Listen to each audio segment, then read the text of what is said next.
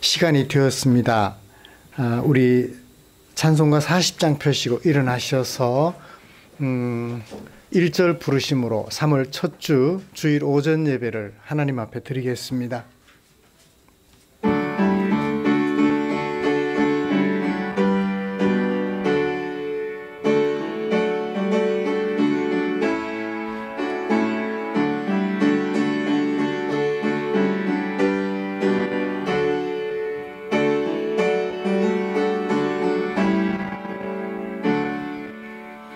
찬송으로 보답할 수 없는 큰 사랑, 주님께 영광 할렐루야. 형제 자매 모두 함께 모여 찬송해, 주님께 영광 할렐루야. 하나님의 자녀여 크게 찬송 부르며 밝고 거룩한 길로 기쁨으로 나아가 주의 보좌 앞으로 속히 들어가겠네. 주님께 영광 할렐루야.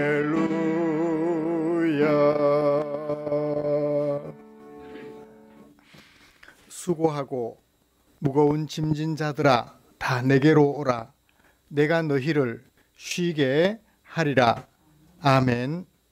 전능하사 천지를 만드신 하나님 아버지를 내가 믿사오며 그 외아들 우리 주 예수 그리스도를 믿사오니 이는 성령으로 잉태하사 동정녀 마리아에게 나시고 본디오 빌라도에게 고난을 받으사 십자가에 못 박혀 죽으시고 장사한 지 사흘 만에 죽은 자 가운데서 다시 살아나시며 하늘에 오르사 전능하신 하나님 우편에 앉아 계시다가 저리로서 산 자와 죽은 자를 심판하러 오시리라.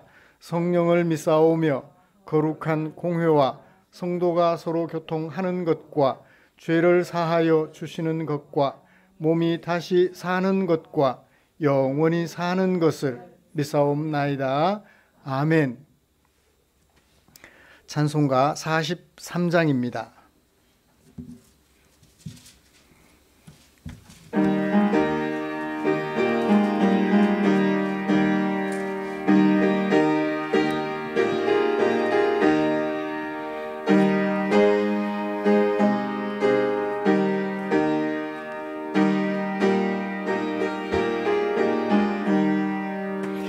즐겁게 안식할 날, 반갑고 좋은 날, 내 마음을 편케 하니 즐겁고 기쁜 날, 이 날에 천하 만민 다 보좌 앞에서 참되신 삼위일체 다 찬송 부르네. 이 날에 하늘에서 새 양식 내리네. 성회로 모이라고 종소리 울리네.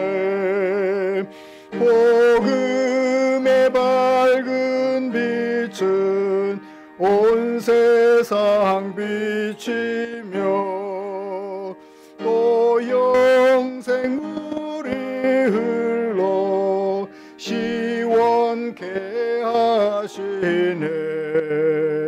이 주일 지킴으로 새 은혜 입어서 영원히 쉬는 곳에 다 올라갑시다. 성부께 찬미하 성자와 또 성령 참되신 삼위일체 다 찬송 부르네. 주세. 아멘.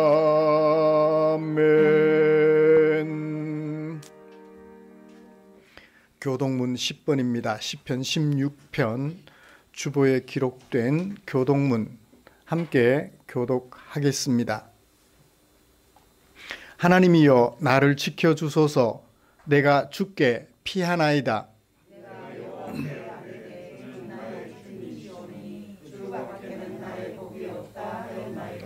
땅에 있는 성도들은 존귀한 자들이니 나의 모든 즐거움이 그들에게 있도다. 나는 그들이 드리는 피의 전제를 드리지 아니하며 여호와는 나의 산업과 나의 잔의 소득이시니 나의 분깃을 지키시나이다.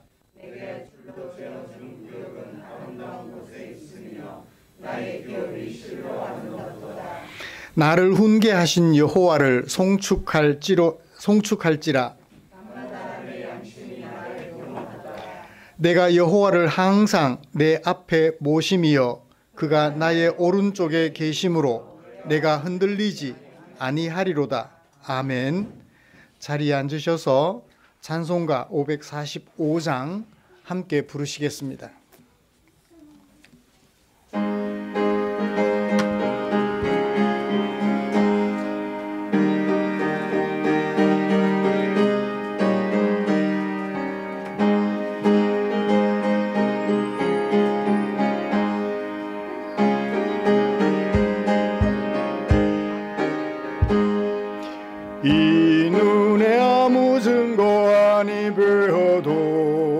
믿음만을 가지고서 늘 걸으며 이 귀에 아무 소리 아니 들려도 하나님의 약속 위에 서리라.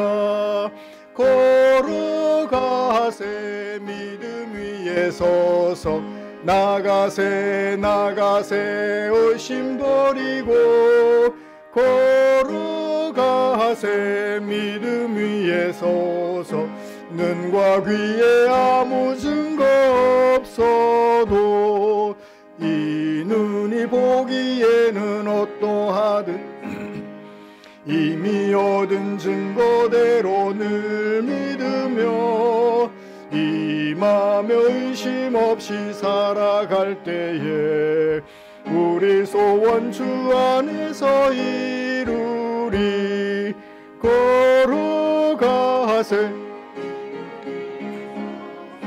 걸어가세 나가세 의심 버리고 걸어가세 믿음 위에 서서 눈과 귀에 아무 증거 없어도 주님의 거룩함을 두고 맹세한 주 하나님 아버지는 참 미쁘다.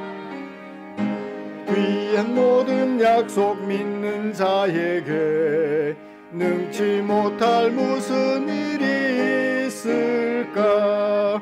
걸어가세 믿음 위에 서서 나가세 의심 버리고 걸어가세 믿음 위에 서서 눈과 귀에 아무 증거 없어도. 아멘. 이 시간에는 최홍여 집사님 나오셔서 우리를 대표하여 기도해 주시겠습니다.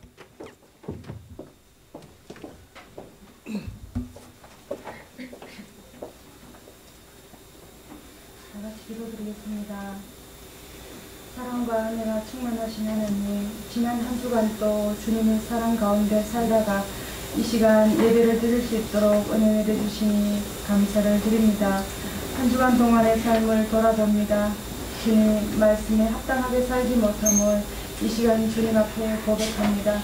세상의 욕심을 쫓아 제약 속에서 살았습니다. 깨닫게 하시고 이 시간 주님 앞에 나와 십자가 밑에 내려놓고 회개하며 주님께로 또 믿음으로 한 걸음 더 가까이 나아가게 하시며 주님의 긍휼히 여기심을 바라며 온전히 주님만을 바라게 하여 주시옵소서. 아멘. 이 시간 함께하지 못한 우리 성도님들 위에도 주님 그들의 형편을 살피시고 기억하여 주시옵소서. 주님 같은 은혜 다하여 주시옵소서. 같이 모여 예배드리기를 힘쓸 수 있도록 도와주시옵소서. 주님 온 세계가 전쟁으로 또 지진으로 이모저모로 너무나도 힘들고 어려운 형편에 있습니다. 주님의 긍휼히 여기심으로 전쟁이 멈추고 또 서로 사랑하게 하시며 평화가 깃들게 하시며 지진으로 고생하는 나라에 주님의 은혜와 사랑이 깃들어 그 형편 속에서 어서 회복되며 나라가 안정되게 하여 주시옵소서. 모든 나라가 주님의 사랑으로 또 사랑하고 섬기는 주님의 나라가 되게 하여 주시기를 아멘. 주님 앞에 간절히 소망합니다. 아멘. 저희들의 눈이 오직 주님만을 바라볼 수 있게 하여 주시고 우리들의 심령이 가난하여 주님만을 바라게 하여 주시옵소서. 아멘. 내게 능력 주시는 자 안에서 무엇이든 할 수 있다 하셨으니 주님의 능력을 의지함으로 굳건하게 살아갈 수 있는 우리들이 되게 하여 주시옵소서. 아멘. 우리 충정교회가 세상 사람들이 보기엔 작지만 주님 나라에서는 큰 교회로 또 주님의 큰 일을 감당하는 아름다운 교회로 이 땅에서 또 어두운 곳을 밝히는 빛과 소금의 역할을 잘 감당하는 교회로 세워질 수 있게 주님 축복하여 주시기를 간절히 소망합니다. 주님의 마음과 성령의 능력이 이 땅에 충만하기까지 영적인 공동체로 사명을 잘 감당할 수 있는 우리 충정교회 될 수 있게 주님 축복하여 주시옵소서. 아멘. 우리 교회 성도님들 건강의 축복을 허락하시며 또 어린이들 주님의 은혜 안에서 지혜롭게 건강하게 잘 자랄 수 있게 주님 축복하여 주시기를 간절히 소망합니다. 주님 이 시간은 예배 시작 시간입니다. 주님 홀로 영광 받으시옵고 귀한 은혜의 시간 되게 주님 축복하여 주시옵소서.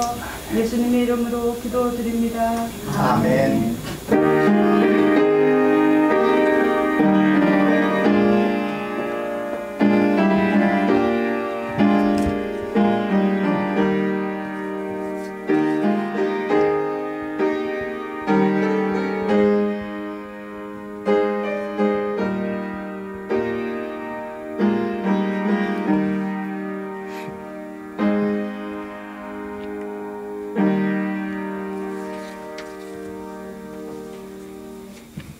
감사합니다. 오늘 함께 묵상할 하나님의 말씀은 창세기 22장, 창세기로 돌아가서 22장 1절부터 14절까지입니다.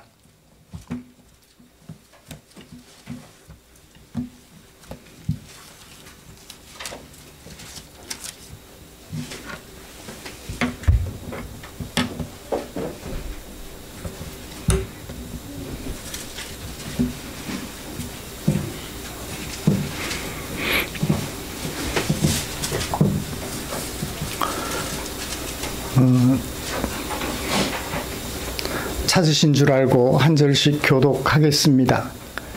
그 일 후에 하나님이 아브라함을 시험하시려고 그를 부르시되 아브라함아 하시니 그가 이르되 내가 여기 있나이다.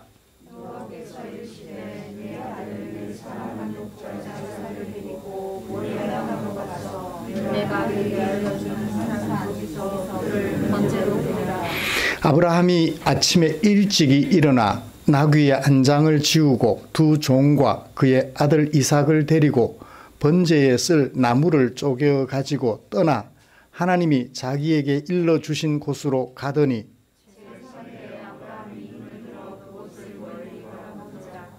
이에 아브라함이 종들에게 이르되 너희는 나귀와 함께 여기서 기다리라. 내가 아이와 함께 저기 가서 예배하고 우리가 너희에게로 돌아오리라 하고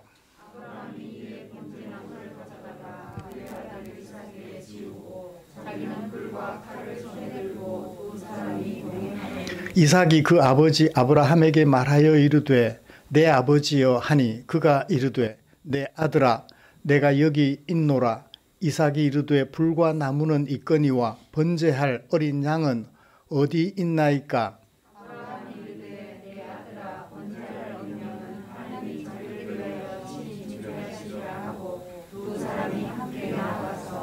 하나님이 그에게 일러 주신 곳에 이른지라. 이에 아브라함이 그곳에 제단을 쌓고 나무를 버려 놓고 그의 아들 이삭을 결박하여 제단 나무 위에 놓고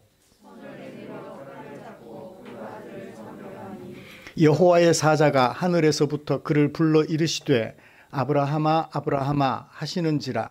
아브라함이 이르되 내가 여기 있나이다 하매 사자가 이르시되 그 아이에게 네 손을 대지 말라. 그에게 아무 일도 하지 말라. 네가 네 아들을 이삭까지도 내게 주지 아니하였으니 내가 이제야 네가 하나님을 경외하는 줄 알아오라. 아브라함이 눈을 들어 살펴본즉 한 숫양이 뒤에 있는데 뿔이 수풀에 걸려 있는지라. 아브라함이 가서 그 숫양을 가져다가 아들을 대신하여 번제로 드렸더라. 오늘날까지 사람들이 이르기를 여호와의 산에서 준비되리라 하더라. 아멘. 우리 같이 찬양 하나 부르고 말씀 나누고 싶습니다. 기쁨으로 찬양 298번입니다.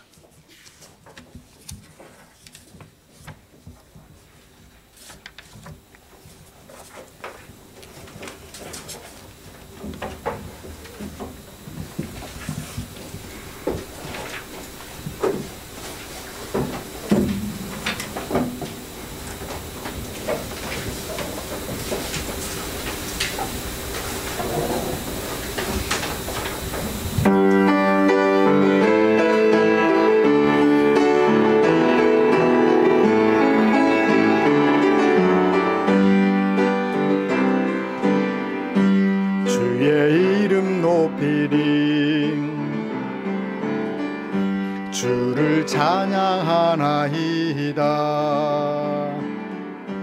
나를 구하러 오신 주를 기뻐하나이다. 하늘 영광 버리고 이 땅 위에 십자가를 지시고 죄 사했네. 무덤에서 일어나 하늘로 올리셨네. 주의 이름 높이리. 하늘 영광 버리고 늘 영광 버리고 이 땅 위에 십자가를 지시고 죄 사했네. 무덤에서 일어나 하늘로 올리셨네. 주의 이름 높이리. 한 번 더 하시겠습니다. 이름 높이며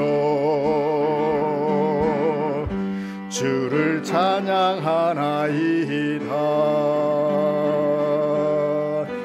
구하러 오신 주를 기뻐하나이다. 늘 영광 버리고 이 땅 위에 십자가를 지시고 죄 사했네. 무덤에서 일어나 하늘로 올리셨네. 주의 이름 높이리. 주의 이름 높이리. 주의 이름 높이리. 아멘.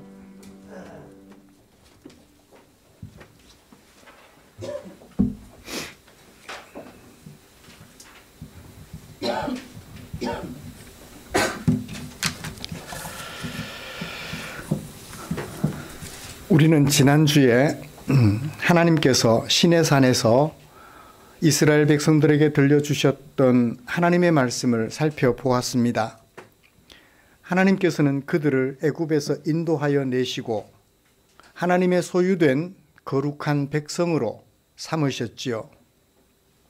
그 이유는 그들을 제사장 나라로 세우셔서 본래 하나님의 소유였지만 하나님의 소유됨을 거부하는 세상으로 하여금 하나님께로 돌아오도록 돕는 제사장 나라로 세우셨다고 말씀하셨습니다.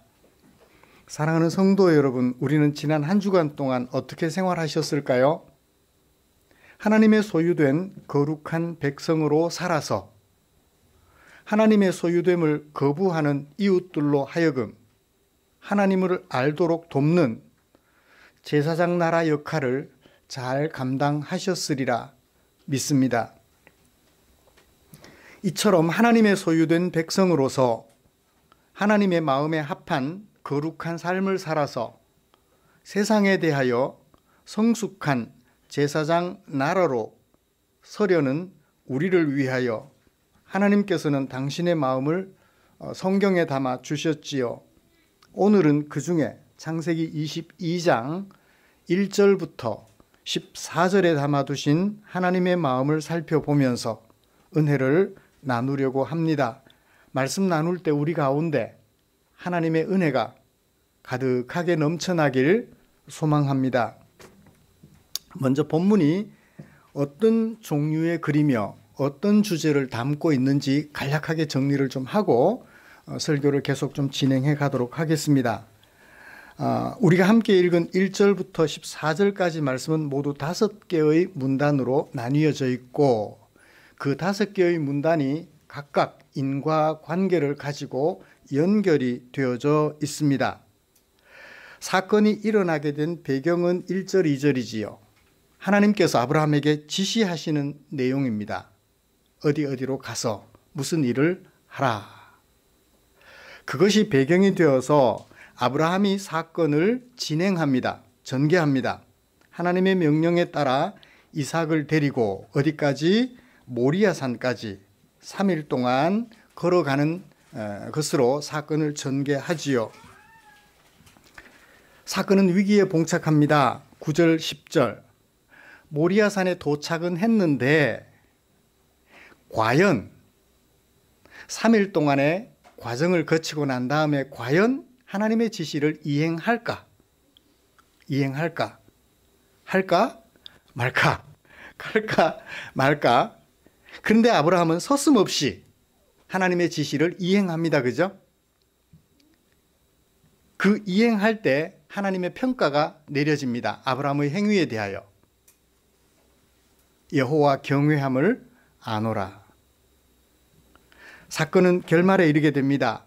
하나님께서 의도하셨던 이삭을 제물로 바치는 행위는 하나님이 예비하셨던 순양으로 번제가 드려지고 서사는 종료가 됩니다. 이 문단은 어떤 주제를 담고 있을까요? 하나님은 지시하셨고 아브라함은 그 지시에 순종했고 하나님은 그런 아브라함의 순종하는 행위를 뭘로 평가하셨나요?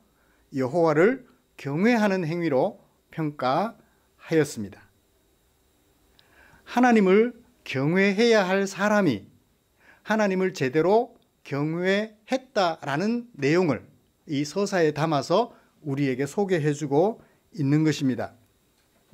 이런 말씀에 근거하여서 먼저 아브라함을 향한 하나님의 지시에 담겨 있는 하나님의 마음을 좀 살펴보려고 해요. 하나님은 도대체 아브라함에게 무엇을 원하셨던가 하는 것을 살펴보고 싶고요. 이어서 그런 하나님의 마음에 대하여 아브라함은 어떻게 반응했던가, 그리고 반응하는 그런 아브라함의 마음을 하나님은 어떻게 평가하시는가 하는 것을 차례대로 살펴보면서 은혜를 나누려고 합니다. 먼저 하나님의 지시에, 그 지시에 담겨 있는 하나님의 마음을 좀 살펴보죠. 하나님의 지시는 뭔가요? 지시 내용 2절, 여호와께서 말씀하셨다. 3가지 명령형 동사, 이삭을 취해라. 그리고 모리아 땅으로 가라. 그리고 그를 번제로 드리라. 3가지 명령. 하나님의 지시는 3가지였습니다. 이삭을 취해라. 그리고 모리아 땅으로 가라. 그리고 거기서 그를 번제로 드려라 하는 것이 하나님의 지시 내용이었습니다. 언제 그 지시가 주어졌나요? 1절, 그 일 후에. 부사 하나도 가볍게 넘기면 안 되고요. 잘 살펴보셔야 됩니다. 그 일 후에, 어떤 일 후에? 바로 앞부분에 있는 내용이죠. 22장 23절. 아니, 21장 34절. 그가 블레셋 사람의 땅에서 여러 날을 지냈더라. 그때 이삭이 곁에 있었을까요? 없었을까요? 블레셋 땅에 살 동안? 21장 1절부터 보면 이삭이 출생했어요. 그죠? 출생한 이삭을 그의 어린 시절이 어디에서 진행이 되었다? 블레셋 땅에서 진행이 되었다. 블레셋 사람들과 우물을 놓고 큰 일이 벌어질 뻔했는데 평화가 이루어졌어요. 브엘세바라는 곳은 블레셋 땅의 한 도시 이름입니다. 아브라함은 어디 살아야 되죠? 하나님의 부르심을 받은 아브라함은 하나님이 약속하신 땅, 이끌어 주신 땅 가나안에 살아야 되는데 가나안 땅에 살지 못하고 블레셋 땅에 가서 블레셋 사람과 평화를 이루고 아들을 데리고 행복하게 살고 있었다. 얼마 동안? 여러 날 동안. 여러 날이면 하루 이틀은 아니고요. 몇 년은 거기에 머물렀던 것 같습니다. 그 일 후에 하나님이 어디로 가라 하셨어요? 모리아산으로 가라. 도대체 모리아산이 어딜까? 모리아라는 단어가 등장하는 성경 속에 등장하는 구절을 찾아보시면 역대하 3장 1절입니다. 솔로몬이 그곳에서 성전을 세웠다고 얘기를 해요. 솔로몬 성전이 세워진 곳, 후대에 이제 그렇게 솔로몬 성전이 세워진 곳은 예루살렘이라고 해요. 예루살렘에 있는 산에 성전을 세웠다라고 얘기를 하니까 성전이 세워진 산, 무슨 산? 모리아산. 모리아산. 이름하여 다르게는 성전산이라고도 해요. 때로는 그 산이 다른 이름으로도 불려집니다. 시온산이라고도 불려져요. 다윗은 이곳에서 모리아산에서 예루살렘이 있는 모리아산에서 다윗 왕국을 건설하고 33년간 그 모리아산에서 통치 행위를 하게 됩니다. 자, 하나님의 지시는 어디에서 어디로? 블레셋 땅에서, 하나님의 약속의 땅이 아닌 블레셋 사람들의 땅, 우상을 숭배하는 블레셋 사람들의 땅에서 어떤 곳으로? 하나님이 언약으로 주신 땅으로 가서 번제를 드리라고 얘기를 해요. 그래요.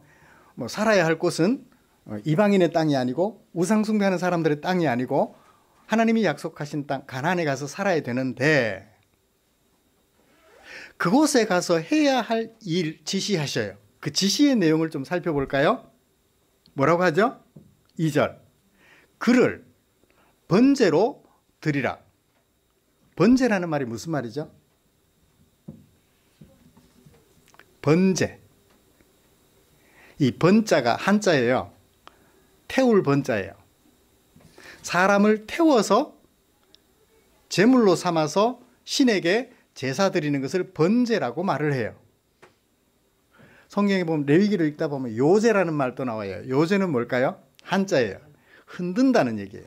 흔들어서 좌우로 흔들까요? 앞뒤로 흔들까요? 위아래로 흔들까요? 잘 모르겠어요. 이번에 그 교수님한테 물어봤더니 앞뒤로 흔드는 건지 좌우로 흔드는 건지 아래 위로 흔드는 건지 자기도 모르겠대요. 저도 모르겠어요. 어쨌든 요제는 흔들어서 드린다.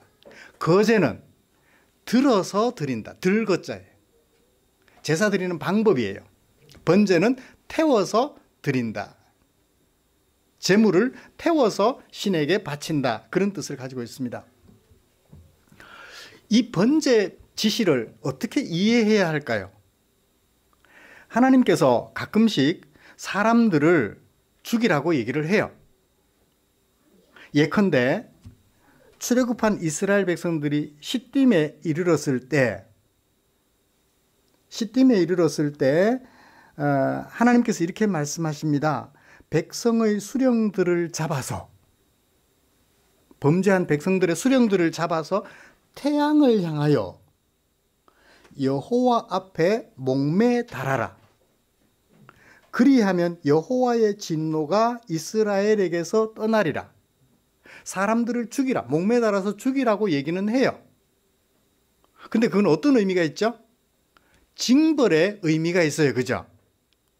그런데 이 우상숭배자들은 사람들을 죄와 상관없이 자신들을 위해서 또는 자신의 신들을 위해서 죽이고 제물로 바치는 것이 일상이었어요.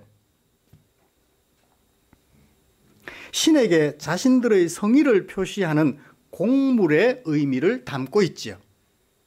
그러니까 하나님께서 사람들을 죽이라고 말씀하실 때는 징벌의 의미가 있는데 우상숭배자들은 징벌의 의미가 아니고 신에게 바치는 공물, 그 신들을 통하여서 자신에게 유익을 얻고자, 자신들이 유익을 얻고자 신들에게 바치는 공물로서 사람들을 제물로 바치기도 했었습니다.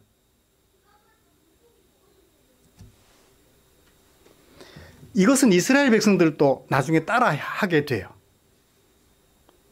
솔로몬의 나이가 많을 때 그의 부인들이 그의 마음을 돌려, 누구의 마음을 돌려? 솔로몬의 마음을 돌려서 다른 신들을 따르게 하였으므로 왕의 마음이 아버지 다윗의 마음과 같지 아니하여 그의 하나님 여호와 앞에 온전치 못했는데 무슨 신을 따랐다?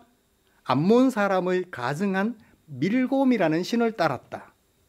그 밀곰이 다른 이름으로는 몰렉이라고도 해요. 이 몰렉이라는 신은 암몬 사람들의 신인데 몰록, 몰락, 멜렉 등 그렇게 불려지기도 했습니다. 고대 근동의 가나안 지방 및 북아프리카 일대에서 숭배되었던 우상에 대한 명칭인데요. 이 몰렉 우상의 머리는 날카로운 뿔을 가진 소나 또는 염소 모양의 머리를 가지고 있어요. 그리고 목 밑으로는 사람의 몸을 가지고 있습니다. 그리고 두 팔을 앞으로 내밀고 있어요. 이 두 팔을 앞으로 내밀고 있는 그 몰렉 신에게 이 팔에 아이를 올려놔요. 그리고 밑에서 불을 질러요. 그렇게 해서 번제로 우상 제물로 바쳤던 것입니다. 우리나라에도 그런 비슷한 풍습이 있었죠. 김동리의 단편 소설 학교 다니면서 배우신 거 기억나나요? 등신불이라는 소설. 정원사라는 절에 갔는데 금불각의 등신불을 보게 되죠. 그 불상은 옛날에 소신공양으로 성불한 만적이라는 스님의 타다가 남은 그래서 굳어진 몸에다가 중생들이 바친 돈을 가지고 금을 씌워서 만들어 놓은 불상, 등신불이에요. 소설 혹시 기억하시면 김동리가 지은 소설입니다. 이북을 통해서도 아마 읽으실 수 있을 인간의 번뇌를 소신공양으로 인간의 고민과 어려운 부분들을 소신공양, 자기 몸을 불에 태워 드림으로써 극복하려고 했던 불교 정신이에요. 그래서 가끔씩 요즘도 보면 자기 몸을 불에 태우는 스님들이 있죠. 어떤 자기 주장을 말하고자 할 때 소신공양을 하여 이 사회의 불의를 날려버리고 싶다, 그런 표현으로 얘기를 하기도 합니다. 어떤 자기 스스로 드리는 것, 소신공양이 스스로 드리는 것이라면 이 경우는 강제로 드리는 거예요. 여러분, 이런 하나님의 지시는 어떤 의미를 가지고 있을까요? 정상적인 하나님의 지시일까요? 레위기 18장 21절 똑같은 하나님께서 이런 말씀을 하셨어요. 너는 결단코 자녀를 몰렉에게 주어 불로 통과하게 함으로 내 하나님의 이름을 욕되게 하지 말라. 나중에 이런 말씀을 하셨던 하나님이세요. 근데 그런 하나님이 지금 뭐라고 말씀하셔요? 네 아들을 번제로 드리라. 이런 거를 뭐라고 그래요? 얼토당토 않다? 그 말이 여기에 해당되나요? 전혀 얼토당토하는 명령을 하나님께서 지시를 하셔요.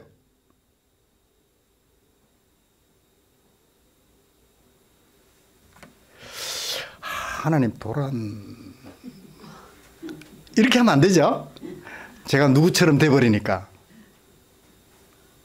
제가 그렇게 말하고 싶진 않은데 이상해요. 그죠? 좀?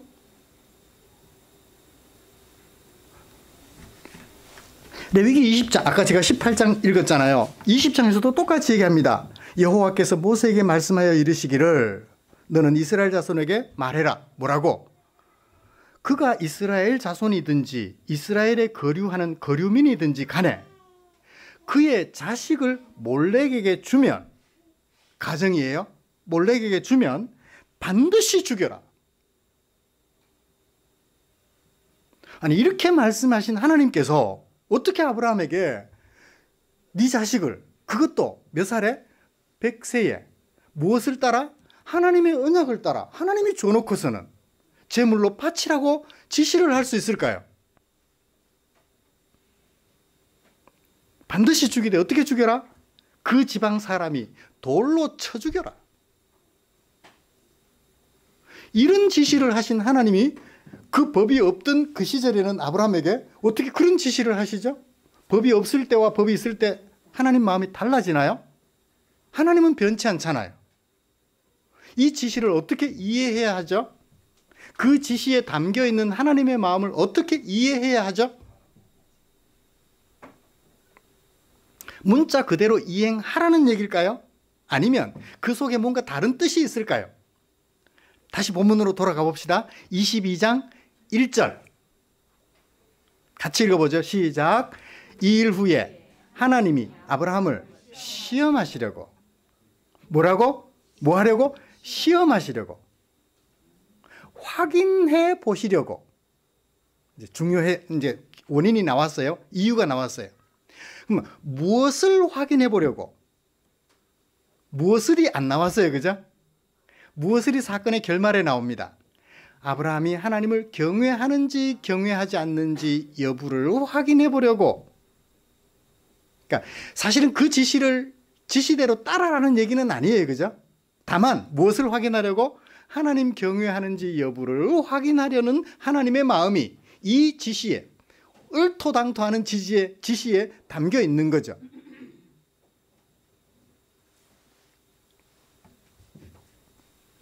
하나님의 지시는 무엇과 비교되어 그런 면에서 아담과 하와에게 하셨던 말씀을 기억해 보십시다. 선악을 알게 하는 나무의 열매는 먹지 마라. 여러분 생각해 보세요. 그 열매 먹으면 갑자기 선악을 알지 못하는 사람이 선과 악을 알게 되나요? 이런 건 이해가 돼요. 선악을 알게 하는 나무의 열매를 먹었으니까 배가 고파 죽을 것 같았는데 그 열매를 먹고 나니까 배가 불러지더라. 영양실조에 걸려서 막 힘이 들었는데 그 열매를 먹었더니 부족한 영양이 채워져서 건강해지더라. 그건 이해가 돼요. 그런데 그 열매를 먹으면 선악을 알게 되고 얼토당토 않는 것 같은 하나님의 지시잖아요. 그죠? 상식적으로 생각해 볼 때. 또 창세기 4장 7절 가인이 동생 아벨을 죽이고 싶어 할 때, 그 마음이 생겼을 때 뭐라고 말해요?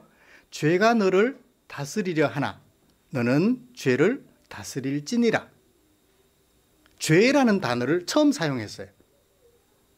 그 다음에 노아를 그 죄악 가운데서 살려주신 다음에 노아와 언약을 맺으시면서 하나님께서 이렇게 말씀하셨죠.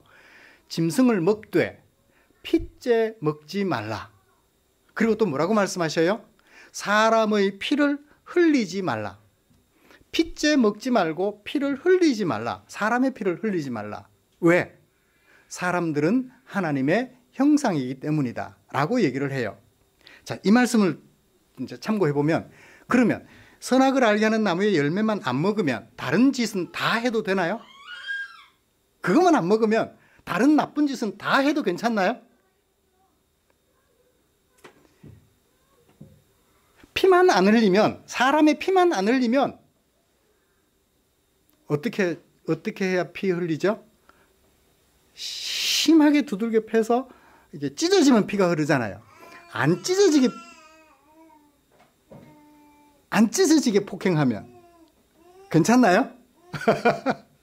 자, 그러면 피를 흘리지 말라는 얘기나 선악을 알게 하는 나무의 열매를 먹지 말라는 얘기나 죄를 다스리라는 얘기나 그 다음에 여기 내 아들을 제물로 바치라는 얘기나 등등 이 모든 것들은 무엇을 나타내는? 하나님과 아브라함 사이의 관계를 나타내는, 관계를 규명하기 위한 작은 한 퍼포먼스, 그죠? 도구에 불과하다는 거예요. 사람의 피를 흘리지 말라는 얘기는 사람을 사랑하라는 얘기겠죠. 그 반대로 하나님의 의와 공도, 하나님의 법이 가지고 있는 정신을 온전히 우리에게 드러내주는 역할을 합니다. 마찬가지 아브라함에게 네 아들 이삭을 바치라라는 얘기는 무엇을 규명하기 위하여 사용한 도구다? 하나님과 아브라함 사이의 관계를 확정하기 위한 도구로서, 장치로서 역할을 한다는 것을 우리가 짐작해 볼 수 있습니다. 하나님의 마음을 드러내주죠. 너는 내 명령을 따라야 할 하나님의 형상. 하나님은 하나님의 형상으로서 직무를 감당할 수 있도록 명령해 주시는 분, 그 관계를 규정하기 위하여 사용한 장치, 도구로서 역할을 한다는 거죠. 얼토당토하는 일을 시킴으로써 따라 하는지 안 하는지 보겠다, 확인하겠다라는 하나님의 마음을 담고 있지요. 누구나 쉽게 감당해야 될 일이라면 확인하는 도구로 사용하기가 좀 그렇잖아요. 그죠? 누구나 다 동의할 수 있는 일이면 그걸 가지고 확인하는 도구로 삼기는 그래요. 전혀 얼토당토하는 일을 가지고 따라 하는지 안 하는지 보겠다 라는 것은 장치로서 역할을 충분히 할 수 있겠죠. 그렇습니다. 당연한 것이 아니라 당연하지 않은 것을 활용해서, 옳은 것이 아니라 옳지 않은 것을 활용해서 아브라함이 하나님의 형상으로서 내게 관계를 충분히 인식하고 따라오는지 오지 않는지 여부를 확인하고 싶어 하셨던 하나님의 마음이 이 장치 속에 담겨 있음을 우리는 이해할 수 있게 되었습니다. 무엇을 확인하려 하셨나? 하나님과 아브라함 사이의 관계에 대한 인식을 확인하려고 하셨던 것이지요. 사랑하는 성도 여러분, 가끔씩 하나님께서는 우리에게 이런 일을 하시는 것 같아요. 우리에게 있는 믿음이, 하나님을 경외하는 마음이 진짜인지 아닌지 확인하기 위해서 전혀 엉뚱한 하나님의 법에 어긋나는 일들을 가끔씩은 제시하기도 하셔요. 근데 그걸 하면 돼야 안 돼요? 하면 돼야 안 돼요? 하라고 했으면 하면 되죠. 결과는 누가 책임져요? 결과는 누가 책임져요? 하나님이 책임지겠죠. 하나님이 하라고 했으니까 우리가 판단해요. 그건 얼토당토 안 해요. 하나님 그건 못해요. 우리는 그런 관계가 아니라는 거예요. 우리는 하나님의 형상이니까 무조건 하나님이 하라면 해야 돼요. 결과는 누가 책임져요? 지시하신 하나님이 책임지죠. 근데 판단을 우리가 자꾸만 하려고 해요. 하나님은 그걸 확인하고 싶으셨던 거예요. 판단은 누가 하고? 내가 하고. 너는 내가 판단해준 그것을 순종하기만 하면 되라고 말씀하시는 거예요. 관계 규명을 확인하기 위한 장치로서 오늘 이 서사는 보여주고 있는 것입니다. 우리는 판단하는 존재가 아니라 그 관계를 확인하고 싶으셨던 거예요. 선악을 알게 하는 나무의 열매를 먹지 말라.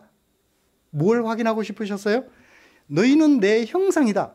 나를 대리하여 세상을 통치하는 형상이다라는 것을 확인하는 도구로 삼으셨던 거예요. 그걸 먹고 안 먹고 판단은 누가 하고? 내가 하고. 너는 내 판단에 순종하여서 살아가기만 하면 돼라는 거죠.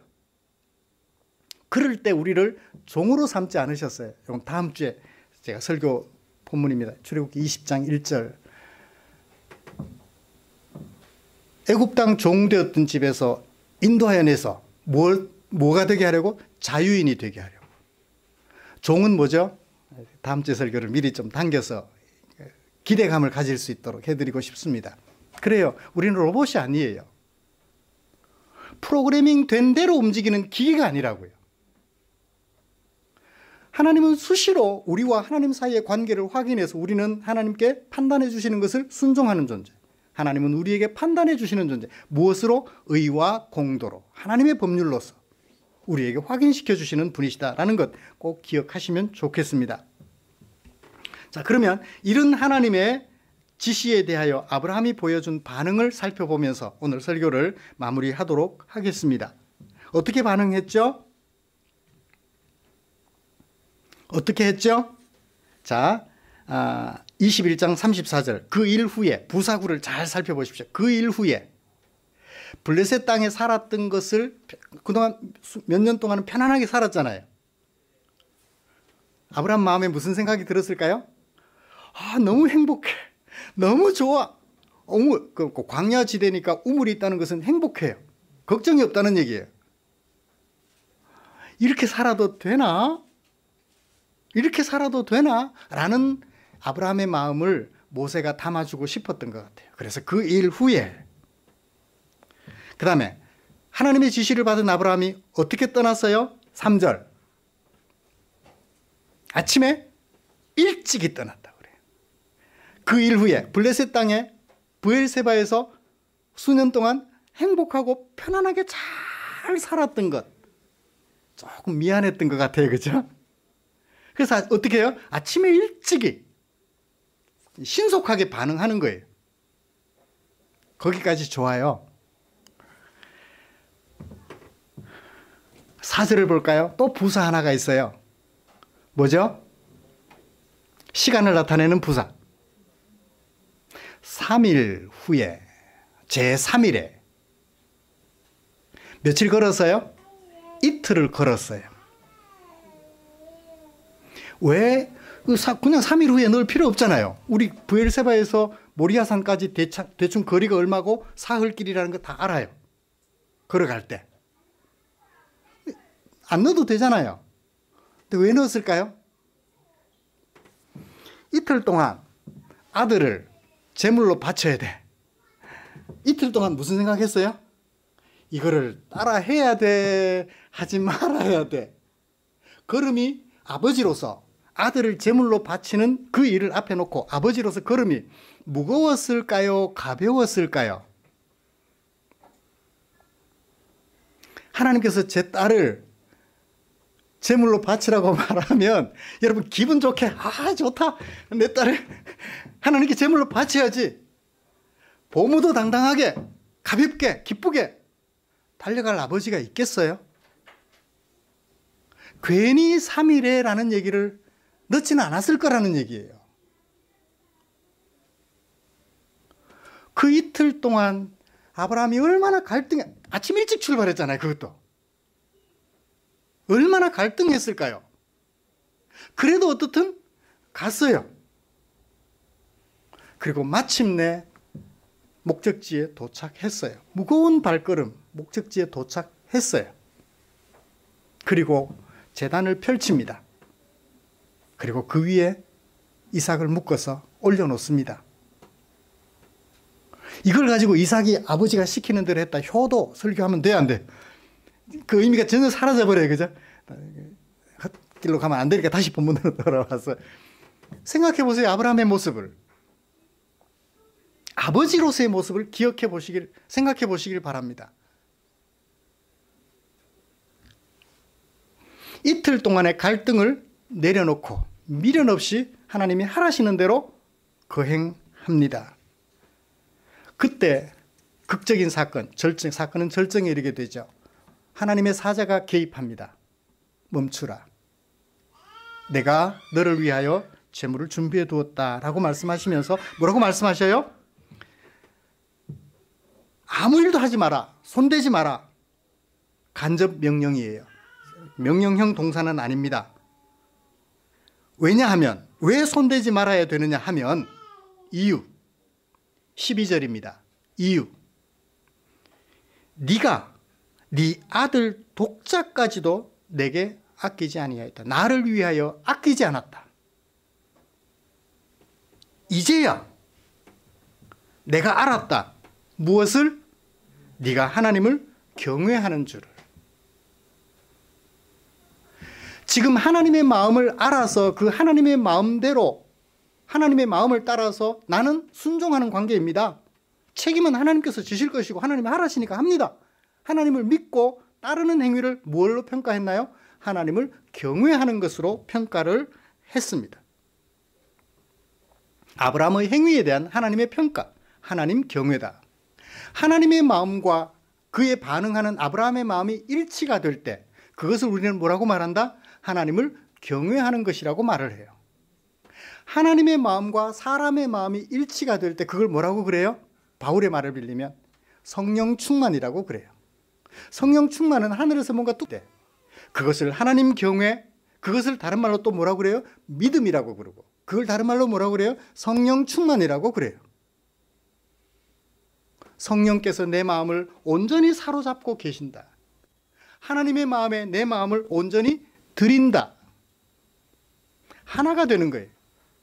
제목을 그 아버지의 그 아들 그렇게 잡을까 하다가 이 그 아버지의 그 아들 그러면 약간 부정적인 도구로도 사용되잖아요. 부전자전이라는 말이. 그래서 제목을 어떻게 했어요? 아브라함의 마음, 하나님의 마음, 아브라함의 마음으로.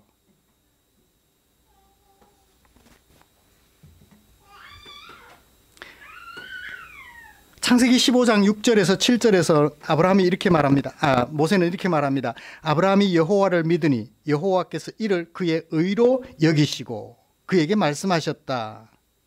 나는 너의 하나님 여호와니라. 너와 함께하는 하나님이라 라고 말씀해 주셨지요. 사도 바울은 로마서 4장 3절에서 아브라함이 하나님을 믿음에 그것이 그에게 의로 여겨진 바 되었다라고 했습니다. 믿음이라고 얘기를 하죠. 하나님 경외하는 것, 하나님을 믿는 것, 성령으로 충만한 것. 하나님의 마음과 우리의 마음이 하나가 될 때 그걸 그렇게 표현하고 있는 것입니다. 말씀을 정리하겠습니다. 사랑하는 성도 여러분, 우리는 오늘 얼토당토 않은 것으로 아브라함의 마음을 확인하고자 하신 하나님의 마음을 살펴보았습니다. 아브라함은 그런 하나님의 지시에 대하여 지시의 옳고 그름을 판단하는 하나님이 되려고 하지 않았어요. 오직 지시하시는 하나님을 신뢰함으로 그 지시를 그대로 따르는 하나님의 형상으로서 자신의 신분을 지키려 하였지요. 모세는 그것을 하나님을 경외하는 것이라고 말씀해 주셨습니다. 우리 남은 세월 살아가는 동안 성경 펼쳐 읽으면서 하나님의 마음을 발견할 때마다 그 하나님의 마음에 온전히 내 마음을 일치시켜 하나님을 경외하는 제사장 나라 역할을, 거룩한 삶을 살아서 제사장 나라 역할을 잘 감당하는 저와 여러분들 되시기를 주님의 이름으로 축복합니다. 기도하겠습니다. 하나님 아버지 고맙습니다. 우리를 향한 당신의 사랑 참으로 놀랍습니다. 그리고 그 하나님이 우리를 향하여 가지고 계시는 마음을 읽어 보았습니다. 이제 하나님은 우리에게 형상으로 지어주신 하나님이시며 우리는 그런 하나님을 대행하여서 이 세상에서 자연 생태계와 사람들 간의 생태를, 사회적 생태를 잘 다스려 나아가는 하나님의 형상임을 알아서 하나님의 마음에 합하는, 하나님을 경외하는 당신의 종들의 삶이 되도록 인도하여 주시옵소서. 예수님의 이름으로 기도드리옵나이다. 아멘.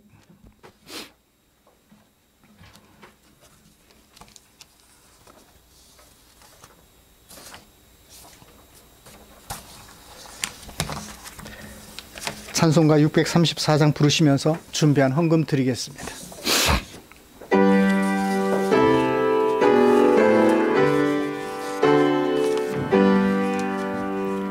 모든 것이 주께로부터 왔으니 이 예물을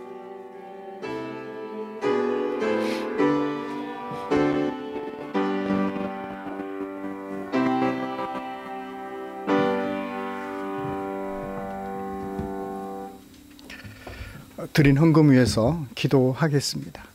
좋으신 하나님 감사합니다. 우리를 향한 당신의 사랑 마음에 겨워 한 주간 동안 성도들과 함께 하나님 앞에 예배드릴 이 시간을 기다리게 하시며 기다리는 동안 내게 사용하라고 맡겨주신 물질 가운데 얼마를 헌금으로 구별해 두었다가 나 아닌 너를 위하여 사용되기 원하여서 몸과 마음 다 드리는 이 시간 헌금도 드렸습니다. 하나님을 주인으로 고백하며 하나님의 형상으로 살아가는 것을 즐거워하여 내것 내어드린 사랑하는 성도들의 마음을 주님께서 기쁘게 받아 주시옵소서.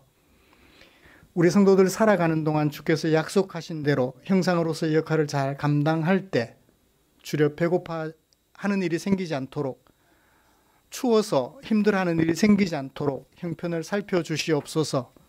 또한 주님께 기도합니다. 이 물질 축사해 주시옵소서. 그래서 이 물질 사용되어지는 그곳에 주의 영광 나타나도록 은혜 베풀어 주시옵소서. 우리를 사랑해 주신 주께 감사드리며 예수님의 이름으로 기도드립니다. 아멘.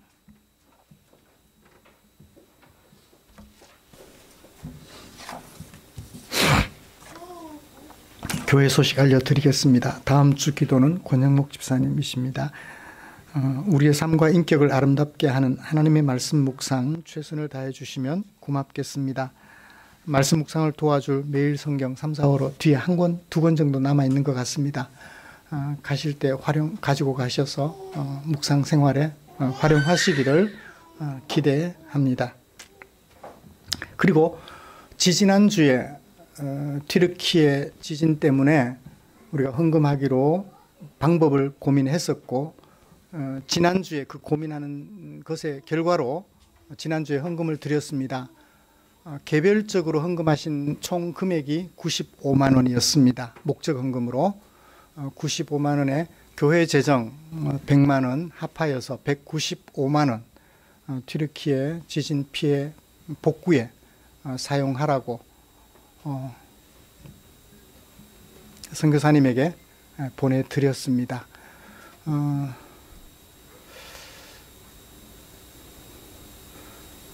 거의 지난 목요일까지, 금요일 날 제가 문자를 받았는데 목요일까지 천막 쳐드리고, 천막을 그 구호품으로 해서 천막 가서 쳐드리고, 정작 그 아다나에 있는 지진 현장에서부터 약 500km 떨어져 있는 선교센터에 아다나에 왔더니 선교센터 건물이 무너지진 않았는데 벽이 그냥 다 깨지고 균열이 가고 바닥에 떨어져서 그냥 형편없이 돼 있어서 건물을 쓸 수 있을지 안전진단 해봐야 되겠다. 남들 도와주고 오는 사이에 이렇게 오히려 센터도 형편없이 돼 있더라. 사진을 찍어서 보내주셨는데 참담하더라고요. 계속해서 좀 기도해 주시고, 제가 속한 제자선교회에서 그 지난 목요일까지 헌금된 금액만 여러 개 지체들이 교회와 힘을 합해서 모아진 헌금이 약 한 1,300만 원 정도 되는 것 같았어요. 그렇게 많지 않은 지체들인데 그렇게 헌금이 모아져서 교회적으로도 이제 문화센터가 그렇게 된 걸 보고 교회적으로도 하겠다라고 해서 아마 좀 더 추가로 헌금을 하고 있는 것 같은데, 우리 교회에서는 나름 최선을 다한 것이 아닌가라고 생각이 되어서 그 정도만 송금해 드렸습니다. 회복할 수 있도록 기도해 주시면 고맙겠습니다. 대신방 계획하고 있는데요. 해도 될까요? 괜찮을까요? 아직까지 코로나가 조금 걱정이 돼서 계획은 세워놨는데 실행을 할지 여부가 조금 걱정이 되어서, 아니면 조금 더 늦춰서 할지 제가 한 주간 좀 고민하고 그렇게 우리 집사님들의 의견을 좀 더 여쭙고 그리고 나서 그래 하도록 하겠습니다. 대원들은 최대한 코로나 검사까지 해야 될지는 모르겠는데 검사까지 하고 안전하다는 것도 확인하여 대원으로 활동하더라도 그렇게 아마 활동하게 될 것 같습니다. 우리 자신을 우리 공동체를 지켜야 하니까요. 예, 그렇게 이해해 주시면 고맙겠습니다. 곁에 계시는 분들과 인사 나누시죠.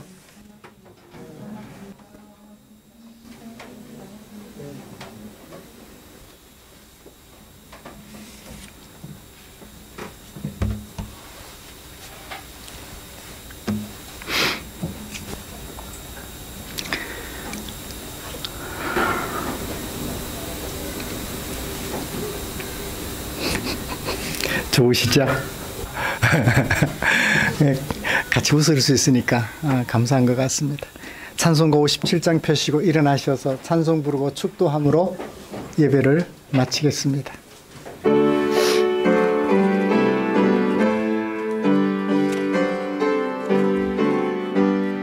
오늘 주신 말씀에 새 힘 얻어서 세상으로 나가서 살아갈 때에 나 혼자 힘으로 늘 부족하오니 주여 나를 도우사 승리하게 하소서. 아멘. 기도하겠습니다. 우리 구주 예수 그리스도의 은혜와 하나님 아버지의 지극하신 사랑하심과 성령 하나님의 인도하시고 위로 충만, 교통 격려하시는 은혜가 이제 하나님께서 나를 하나님의 형상으로 지으셨음을 확인하고 판단하시는 분은 하나님, 나는 하나님의 판단에 순종하여 하나님의 형상으로서 역할을 대행하는 존재임을 기억하여 거룩한 삶을 살며 그래서 제사장 나라로서 역할을 잘 감당하기로 다짐하며 예배를 마치는 모든 지체들 위해 지금부터 영원토록 함께 계시기를 축원하옵나이다. 아멘.